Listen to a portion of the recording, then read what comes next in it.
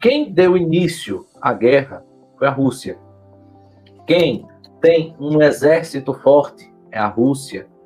Quem, de fato, tem pretensões maiores com este conflito é a Rússia. O que o mundo fez desde 2022? Deu voz a Zelensky. E ninguém deu voz à Rússia. Se a gente for observar isso, nós temos uma relação em que o mundo vandalizou e oprimiu a Rússia por conta da guerra. Não estou aqui fazendo nenhum tipo de juízo de valor, até porque, se a gente for analisar, numa guerra sempre vamos ter dois tipos de narrativas completamente diferentes e um terceiro tipo de narrativa, que é a realidade. Então, trazendo para essa realidade, essa analogia para o concreto, para o que de fato vem acontecendo, Trump, pela primeira vez, deu voz a Putin, deu voz à Rússia e iniciou um diálogo para o fim da guerra oficialmente. Não sei se vocês lembram, mas ainda quando o Brasil ele era administrado por Bolsonaro, em 2022, Bolsonaro foi o primeiro presidente a ir conversar com a Rússia, especificamente com Putin. E ele muitas vezes disse que iria para lá para tentar pôr fim à guerra. Vocês se lembram disso? E aí o que mais me chamou a atenção? O mundo caiu contra o presidente brasileiro.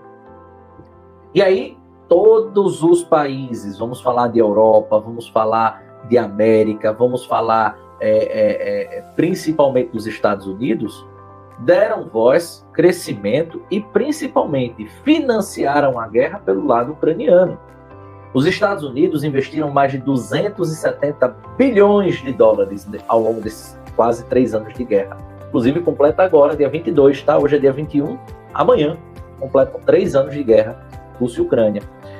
E aí, imagina a situação norte-americana, que tentou por diversas vias, principalmente dando voz e luz à política de Zelensky, financiando a guerra, e nada foi feito. Pelo contrário, a guerra não está caminhando para o fim, ou não estava caminhando para o fim, como a gente sempre imaginou, que ela iria durar 2 meses, 3 meses.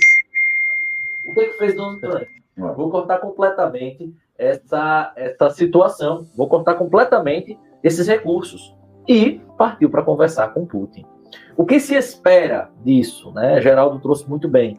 Se espera, ao longo dos próximos meses, um arrefecimento dessa guerra.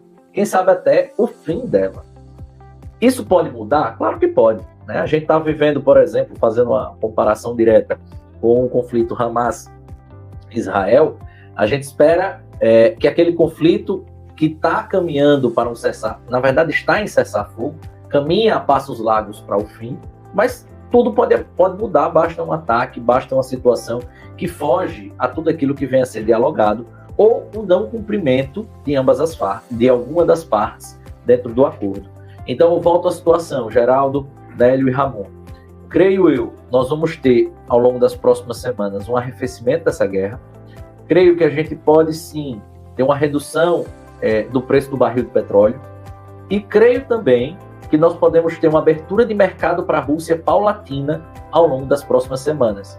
O próprio Brasil se aproximou muito ao longo dos últimos meses, a China já era próxima, há uma tendência dos próprios Estados Unidos da América, né, arrefecerem também as suas sanções, e assim, pouco a pouco, a gente caminhar para o desfecho, digamos assim, um desfecho mais positivo dessa guerra, que seria com a paz.